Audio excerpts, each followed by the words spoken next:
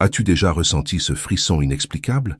Cette sensation étrange qui te traverse l'âme quand tu te réveilles en pleine nuit, sans raison apparente. Ce n'est pas un hasard. Ce n'est jamais un hasard. Regarde autour de toi. Le monde s'effondre sous nos yeux, les fondations de notre société se fissurent, et pourtant tu es là, à regarder cette vidéo, exactement à ce moment précis. Est-ce vraiment une coïncidence? Non, tu le sais au fond de toi. Tu l'as toujours su. Tu es ici parce que tu as été choisi. Choisi pourquoi? Pour être témoin, pour être éprouvé, pour être transformé par le feu divin qui s'apprête à balayer notre monde. Les signes sont partout pour ceux qui savent voir, pour ceux qui, comme toi, sentent que quelque chose d'immense se prépare. Je ne parle pas de la fin du monde. Je parle de ton monde, de la fin d'une version de toi qui n'est plus alignée avec ta véritable destinée, de la mort nécessaire de ce que tu as été pour laisser place à ce que tu dois devenir.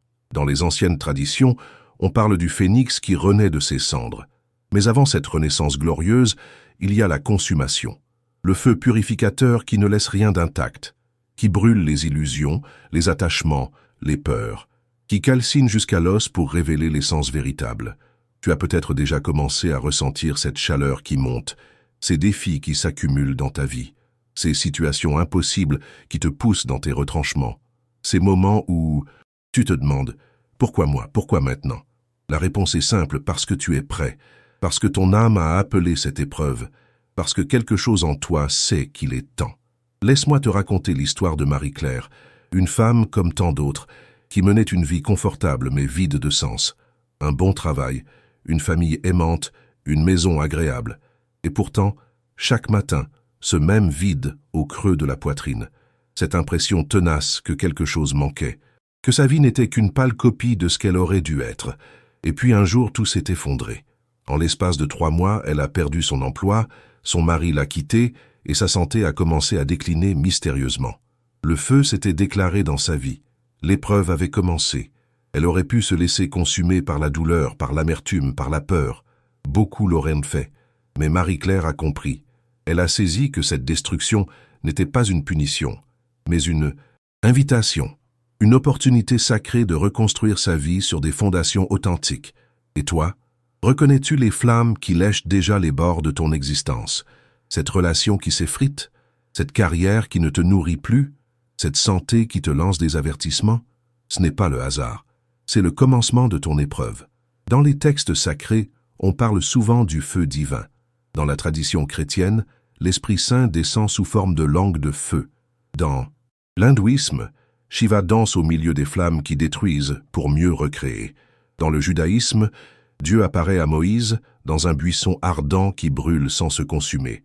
Le feu est le symbole universel de la transformation, de la purification, de l'alchimie spirituelle qui transmute le plomb de nos vies en or divin. Mais attention, ce n'est pas une métaphore abstraite. C'est une réalité que tu vas vivre dans ta chair, dans ton cœur, dans chaque fibre de ton être. Je te parle aujourd'hui parce que je sais ce qui t'attend. Je l'ai vécu. J'ai traversé ces flammes. J'ai été réduit en cendres. Et c'est de ces cendres que je te parle maintenant, transformé, renouvelé, éveillé à ma véritable nature. Le feu qui vient pour toi n'est pas un feu ordinaire. Il ne détruira pas ce qui est précieux. Il ne brûlera pas ce qui est authentique. Il consumera uniquement ce qui t'empêche d'être pleinement toi-même. Ces masques que tu portes depuis si longtemps que tu as oublié ton vrai visage. Ces rôles que tu joues avec tant de conviction que tu as oublié qui tu es vraiment. Ces peurs qui te paralysent depuis si longtemps que tu les confonds avec ta personnalité. Tu te demandes peut-être, comment puis-je me préparer à cette épreuve? Comment puis-je survivre à ce feu? La première chose à comprendre, c'est que tu ne peux pas l'éviter. Tu ne peux pas te cacher. Tu ne peux pas faire semblant que tout va bien, alors que ton âme crie sa vérité. Le feu te trouvera, où que tu sois. Quoi que tu fasses, il est déjà en route. Mais tu peux choisir comment l'accueillir. Tu peux choisir de résister, de te débattre, de t'accrocher désespérément à ce qui doit disparaître, ou tu peux choisir de t'ouvrir, de te rendre vulnérable, de lâcher prise.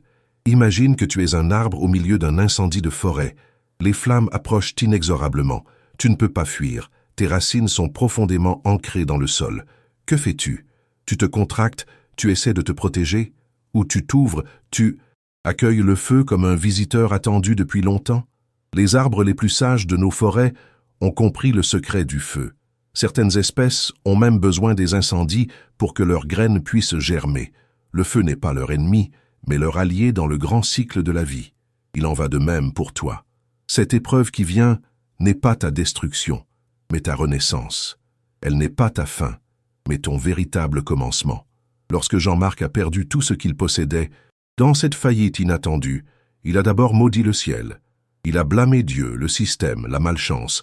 Il s'est débattu contre les flammes, essayant désespérément de sauver les vestiges de sa vie d'avant. Pendant des mois, il a lutté, s'épuisant dans une bataille perdue d'avance, jusqu'à ce jour de novembre où, assis seul dans son petit appartement de location, il a finalement lâché prise. « Très bien », a-t-il dit à voix haute, « je me rends, prends tout, je n'ai plus rien à perdre. » Ce moment de capitulation a été sa libération. Dès l'instant où il a cessé de lutter contre le feu, il a commencé à danser avec lui. Les portes qui semblaient fermées à jamais se sont ouvertes. Des opportunités inattendues sont apparues. Des personnes qu'il n'avait jamais rencontrées sont entrées dans sa vie, portant exactement ce dont il avait besoin. 3 ans plus tard, Jean-Marc ne reconnaissait plus sa vie. Non seulement il avait reconstruit sa situation financière, mais il avait découvert sa véritable vocation. Il avait trouvé un sens qu'il n'aurait jamais pu imaginer avant cette épreuve du feu. Et toi, es-tu prêt à te rendre? Non pas à abandonner, mais à t'abandonner à ce processus divin qui veut faire de toi bien plus que ce que tu imagines être possible? Comprends bien ceci. Tu n'as pas été choisi par hasard. Tu n'es pas en train de regarder cette vidéo par coïncidence. Tu es ici parce que quelque chose en toi sait déjà. Quelque chose en toi reconnaît la vérité de mes paroles. Quelque chose en toi se prépare depuis longtemps à cette transformation. Regarde ton parcours jusqu'ici, ces défis que tu as déjà surmontés, ces blessures que tu portes encore, ces victoires dont tu es fier, ces échecs qui t'ont façonné. Rien de tout cela n'était accidentel. Chaque expérience, chaque joie, chaque douleur t'a préparé pour ce moment. Tu es comme un athlète olympique qui s'est entraîné toute sa vie pour une compétition décisive. Sauf que cette compétition n'est pas contre les autres, mais contre tes propres limites, contre tes propres illusions, contre tout ce qui en toi résiste à ta grandeur véritable. Le feu qui vient pour toi est un feu intelligent. Il sait exactement ce qui doit être brûlé.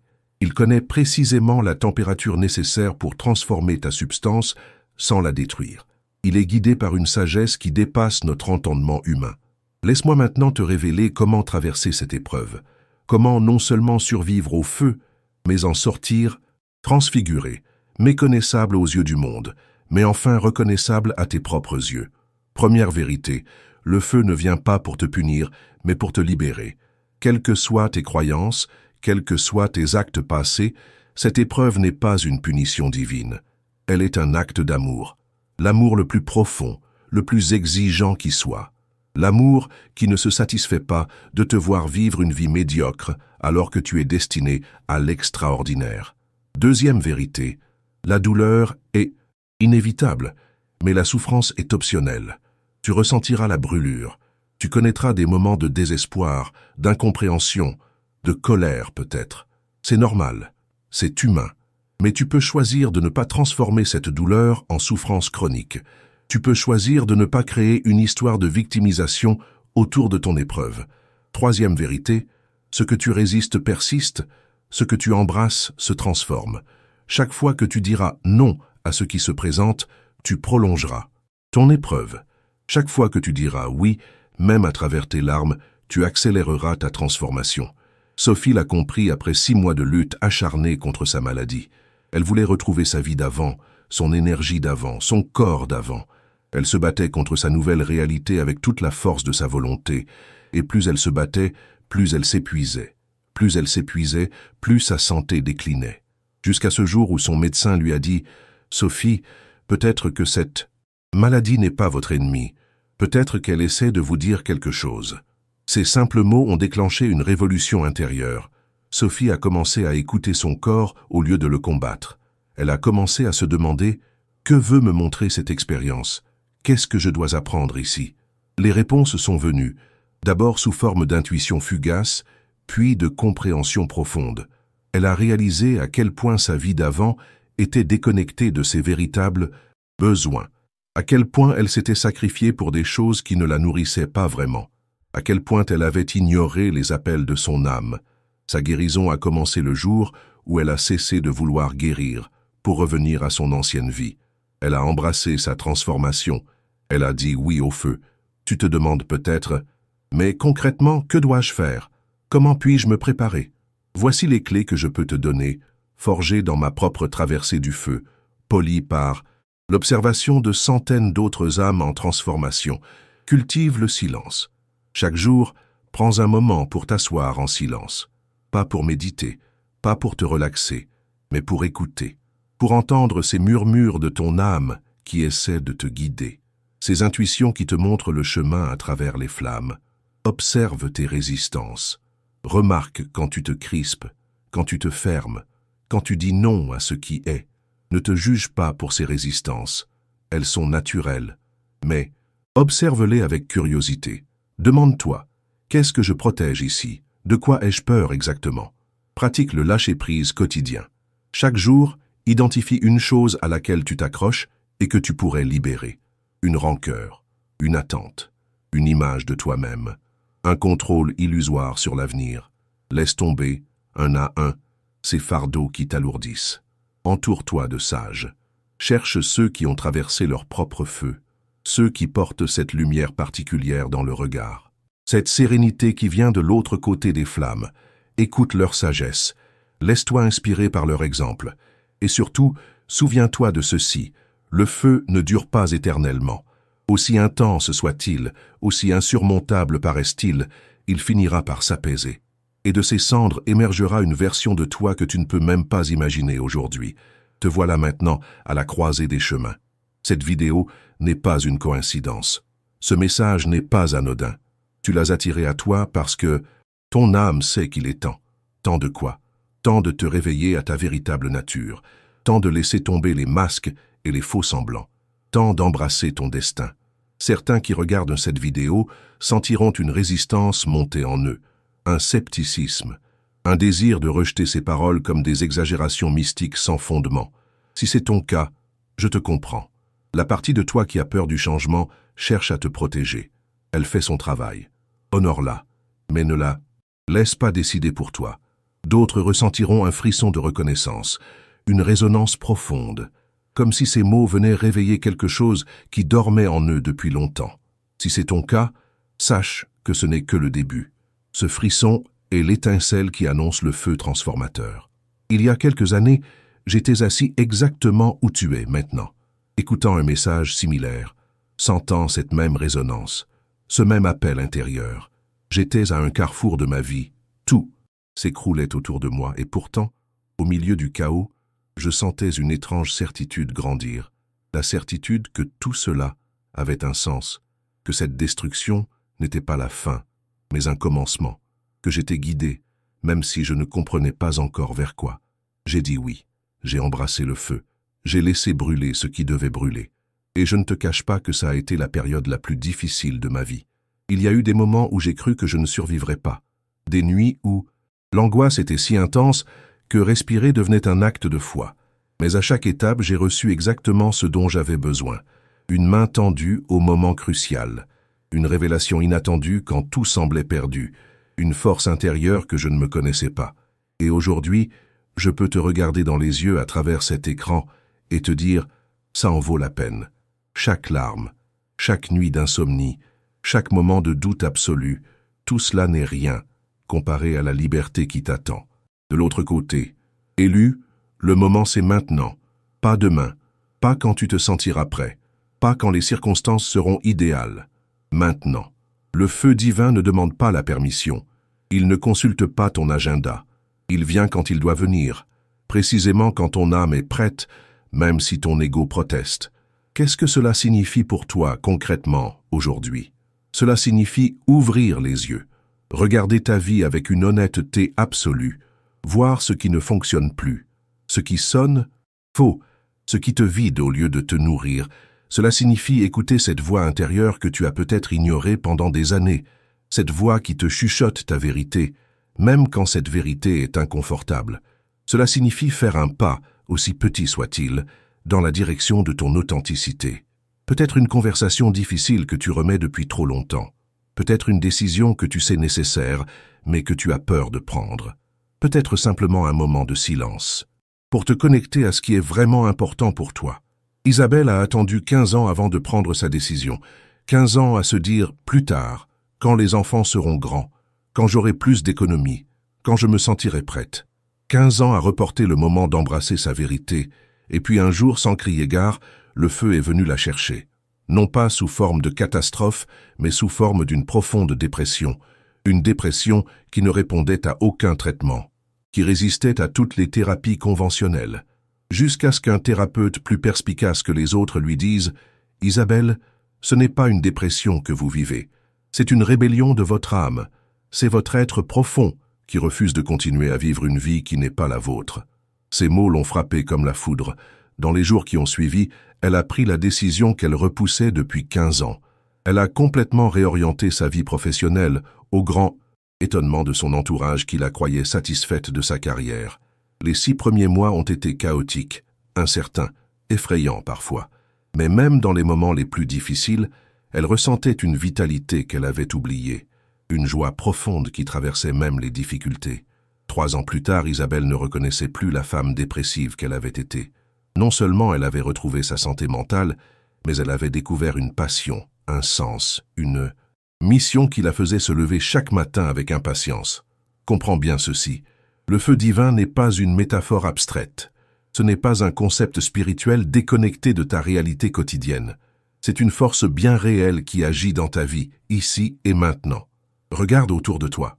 Vois-tu ces zones de ta vie qui semblent se désintégrer malgré tous tes efforts? Ces relations qui deviennent de plus en plus tendues sans raison apparente? Ces situations professionnelles qui s'enlisent inexplicablement? Ces malaises physiques qui apparaissent sans cause médicale claire? Ce sont les premiers signes du feu, les premières flammes qui lèchent les structures obsolètes de ta vie. Tu peux choisir de les ignorer. Tu peux choisir de lutter contre elles, d'essayer de préserver ce qui est en train de se consumer. Beaucoup le font.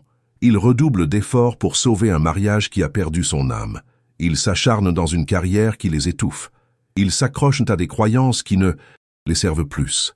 Mais cette résistance ne fait que prolonger l'agonie. Elle ne fait qu'intensifier la chaleur nécessaire pour brûler ce qui doit disparaître.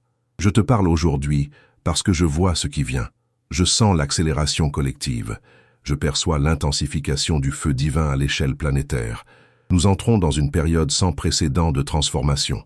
Une période où les masques tombent, où les illusions s'effondrent, où les structures artificielles se désagrègent. Certains l'appellent l'apocalypse. Mais rappelle-toi que ce mot, dans son sens originel, ne signifie pas la fin du monde. Il signifie le dévoilement, la révélation. C'est le moment où les voiles se lèvent, où la vérité apparaît dans sa splendeur nue. Cet apocalypse n'est pas une punition divine. Elle n'est pas une vengeance cosmique pour nos erreurs. Elle est un acte d'amour. L'amour le plus exigeant, le plus transformateur qui soit. Et tu as été choisi pour y participer pleinement. Non, pas comme victime, mais comme acteur. Non pas comme spectateur passif, mais comme co-créateur conscient. Alors que feras-tu? Continueras-tu à te cacher derrière tes certitudes confortables? Continueras-tu à faire semblant que tout va bien alors que ton âme crie sa vérité? Continueras-tu à reporter à demain ce que ton cœur te demande aujourd'hui? Ou auras-tu le courage de dire oui, le courage de te tenir debout au milieu des flammes, vulnérable mais indestructible? Le courage d'embrasser ta transformation, aussi effrayante soit-elle? Le choix t'appartient, il t'a toujours appartenu. Mais sache ceci, ce choix déterminera non seulement la qualité de ta vie personnelle, mais aussi ta contribution au grand changement collectif qui est en cours. Car nous avons besoin de toi.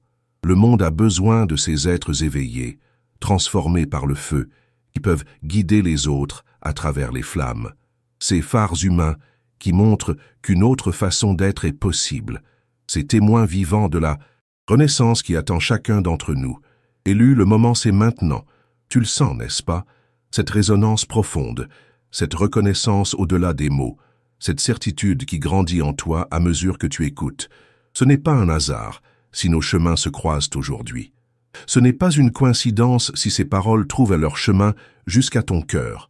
C'est le moment exact où tu es prêt à entendre, où tu es prêt à voir, où tu es prêt à te souvenir de qui tu es vraiment. Je ne peux pas faire ce voyage à ta place. Personne ne le peut. C'est ton feu, ta transformation, ton éveil, mais sache que tu n'es pas seul. D'innombrables âmes traversent en ce moment même leur propre épreuve du feu. D'innombrables êtres humains se réveillent à leur véritable nature, à leur véritable pouvoir, à leur véritable mission. Tu fais partie de cette grande vague d'éveil. Tu es un maillon essentiel de cette chaîne de transformation qui englobe notre planète entière. Alors, dis oui. Dis oui au feu qui vient pour toi. Dis oui à ta métamorphose. Dis oui à la version de toi-même que tu es destiné à devenir. Le temps des hésitations est révolu. Le temps des demi-mesures est passé. Le temps est venu d'embrasser pleinement ton destin, d'être de lumière. Si ce message résonne en toi, sache qu'il n'est que le début d'un voyage. Un voyage que nous pouvons poursuivre ensemble. Dans notre prochaine vidéo, je te révélerai les signes spécifiques qui indiquent que le feu divin s'intensifie dans ta vie. Je te donnerai des outils précis pour naviguer les moments les plus intenses de ta transformation. Et je partagerai avec toi des témoignages d'âmes qui ont traversé ce processus et qui en sont sortis transfigurés. Ne manque pas cette suite essentielle qui apparaît maintenant sur ton écran. Clique sur cette vidéo et continue ton voyage de transformation. Le feu t'attend, ta renaissance t'attend, ton véritable destin t'attend.